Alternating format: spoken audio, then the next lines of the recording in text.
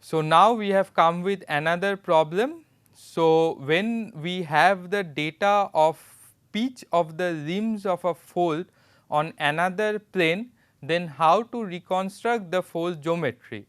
So, the question reads as, on a fracture plane normal to the hinge line of a plunging cylindrical fold, the trace of the axial plane pitches 0 degree while those of the two limbs pitch 36 degree, given that the fracture dips 60 degree towards 280 degree.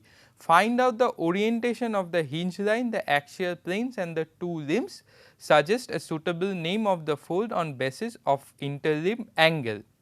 Now, when we read the question, we have to get the informations out. So, first it is written on a fracture plane normal to hinge line. So, clearly a plane normal to the hinge line or the fold axis is the profile plane. So, the fracture plane is clearly the profile plane of the fold, and we know the orientation of the profile plane, which is mentioned later in the question as 60 degree towards 280 degree. So, the profile plane dips 60 degree and the direction is 280 degrees. So, we have another information, the fold is in plunging cylindrical fold and the trace of the axial plane pitches 0 degree on the profile plane or the fracture plane. Now, we have been sure about that the fracture plane is basically the profile plane. So, the trace of the axial plane on the profile plane of the fold pitches 0 degree, and another information is that the two limbs pitch 36 degree on the profile plane. So, with this information we will try to figure out what is the fold geometry of the given fold. So, we will again help use of the same tool that we have been using, that is the Stereonet. Now, in this problem we will first mark the fracture plane or otherwise the profile plane of the fold. So, the profile plane of the fold dips 60 degree towards 280 degree. So, west corresponds to 270 degree. So, 280 degree is this mark which I have drawn. Now, I make the 280 degrees on the east west line and calculate 60 degrees. So, this is 10, 20, 30, 40, 50, 60. So, this great circle is basically the profile plane of our concerned fold.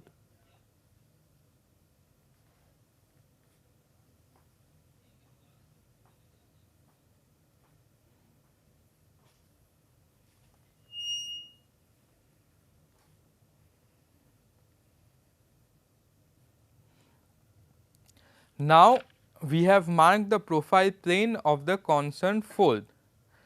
Now, 90 degree from this profile plane is basically the fold axis. So, this is 30 degree from this profile plane to the center. So, we will calculate another 60 degrees from the center to get the fold axis. So, this is 10, 20, 30, 40, 50, 60. So, this is clearly the fold axis or the hinge line. Now, the axial plane passes through the fold axis and we have another information on the axial plane that the trace of the axial plane pitches 0 degree on the fracture plane or the profile plane in this fold. So, if the axial trace pitches 0 degree on the fracture plane, so clearly the axial plane would pass through these points, because these 2 points corresponds the 0 degree pitch on this plane or this fracture plane. So, if we count certain values, then it will have certain values of pitch from one of the directions of the strike, but it is mentioned that the axial plane pitches 0 degree on the fracture plane. You should be convinced that the axial plane will pass through these 2 points, because the pitch of the axial planar trace is 0 degree on the fracture plane. and also the axial plane passes through the fold axis. So, the great circle corresponds to this point and the fold axis will give us the axial plane. So, we also now draw the axial plane of this fold.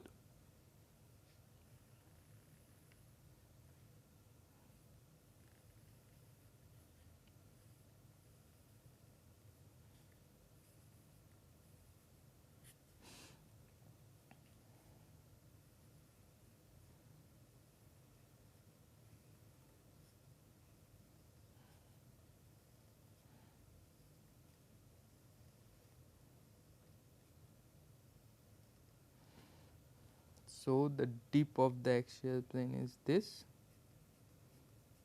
So, the dip amount is 30°. Now, it is again mentioned that the two limbs pitch 36° on the fracture plane or the profile plane of the fold. Now, it is not mentioned from which end the pitch we should calculate. It is not mentioned from which end of the fracture plane we should move 36°. But it is mentioned that the fold is a plunging cylindrical fold. The fold is plunging, we obviously see that the fold axis does not lie on the periphery of the stereonet. So, the fold obviously plunges. Now, the question comes is that which end of the fracture plane we should take the pitch of the limbs. Now, as it is mentioned the fold is a cylindrical fold. So, the two limbs should be in two opposite directions, because in a cylindrical fold a line should move parallel to itself to generate the fold surface, and if that is the case then the two limbs should be in two directions. So, the two pitches of the two limbs will be from the two ends of this fracture plane, and the amount of pitch is same for both the limbs, that is 36°, because the fold is symmetrical. So, we calculate 36° from this end to get the point of one of the limbs and 36° from the other end to get the point of another limbs. And so, if we join this point which is 36° from one of the ends of the fracture plane with the fold axis, we will get one of the limbs, and if we again join the other point with the fold axis we will get another limb. So, now I plot the 36° pitch on this fracture plane, which is clearly 10, 20, 30, 32, 34, 36. So, this is one and this is another 20, 30, 36. So, now I rotate the overlay or the tracing paper to find out one of the limbs which passes through the fold axis and also the point we have obtained from pitch of the limb trace on the fracture plane, and clearly this great circle represents one of the limbs.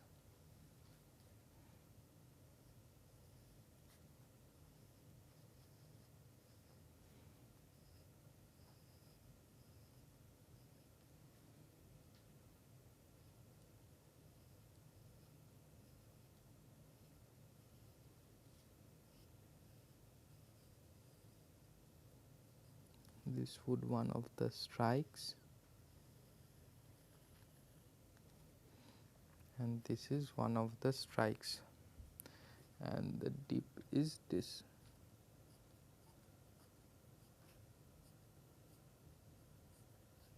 So, the dip is 6, 16, 26, 36, 46. So, now I rotate the overlay.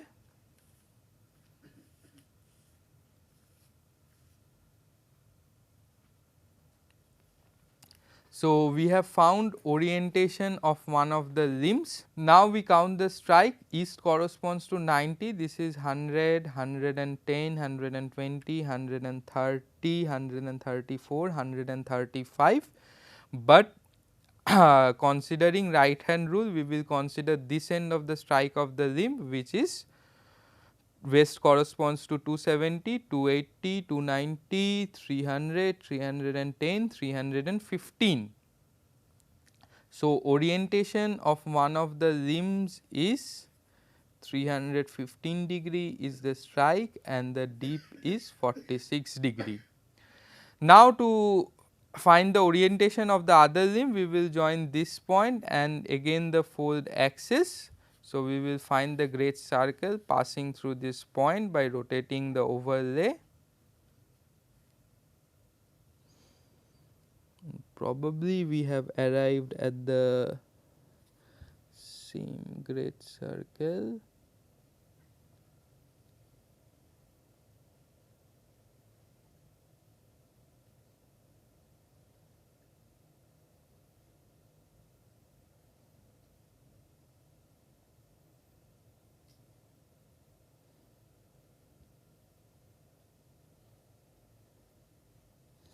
Yeah. So, now we will join these 2 points through the great circle that passes through.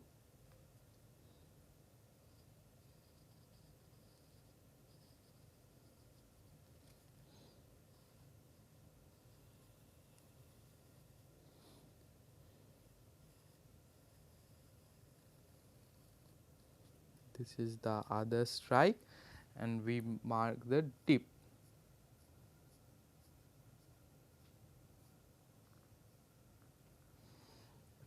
So, the dip is 5, 10, 15, 25, 35, 45. So, now I again rotate the overlay and